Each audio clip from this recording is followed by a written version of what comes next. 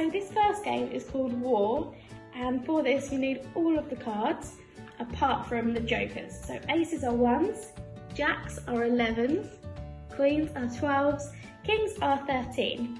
So to do this, you put your cards into 2 equal piles, like so. So I have a pile and my friend has a pile. So what we do now is we take 2 cards off the top. So I have got a 5. So I do 5 plus 3 to get 8. Now they're going to do the same. I have 4. Oh, 4 plus 10 is 14, minus 1 is 13. I like how you did that. So which one is bigger? I believe it's my pile. So which sign do we need to put in?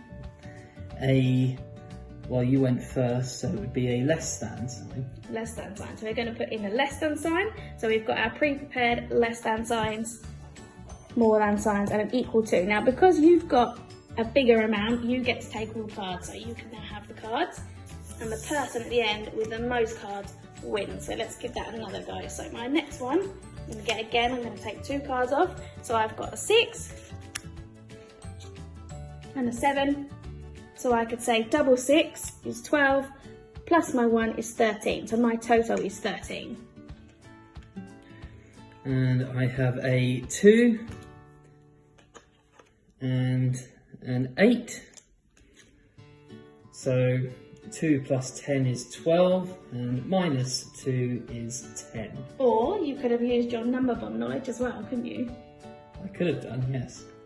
So my amount is slightly bigger, so I would then put in my more than sign, and I would then take all of the cards. So you keep playing it just like that until one person has all the cards.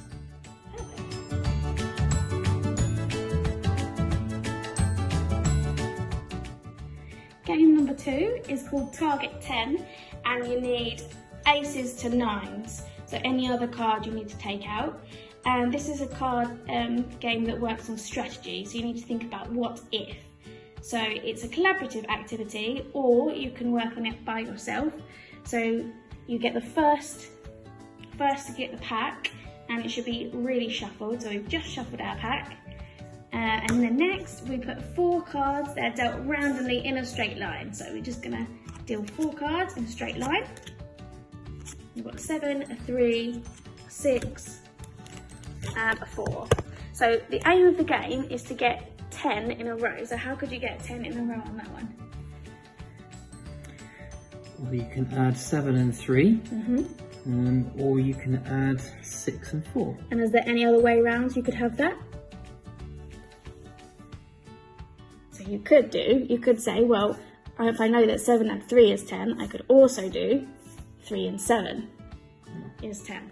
Or I could do 6 and 4 is 10, or 4 and 6. So there's a few options with that one. Okay, let's see the next one. So let's put out a next row of 4.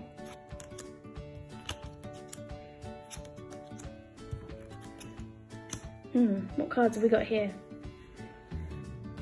4, a 9, a 5, and another 5. Okay, so how can we make 10?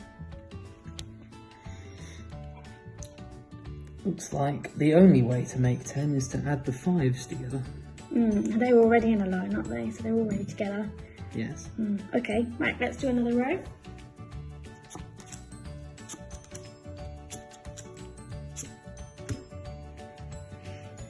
Okay, so here we've got a 7, a 6, a 2, and a 6. Well, if we were to add these cards together, what's the closest number we could get to 10? 9. We could get a 9, so if we put those two together, we could get a 9. Now, to make this game a little bit harder, let's add in a subtraction. So, is there any way that we could do an addition and subtraction to make 10? Well, 6 add 6 is 12, and we can subtract 2 to make 10. That's a good game. Looks like fun.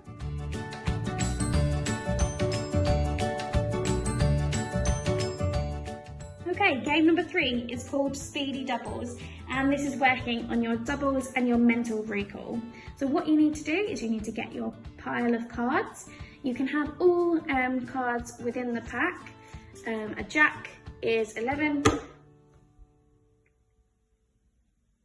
queen is 12, and a king is 13.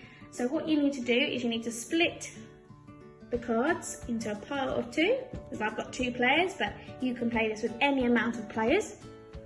And then what we do, my handy assistant, thank you very much, is you put the card down and you shout out the double. So the person that shouts out the double the quickest is the winner and takes that pile. Do you want to go first? Okay. 8. Oh, I think that was you marginally. You can take that card.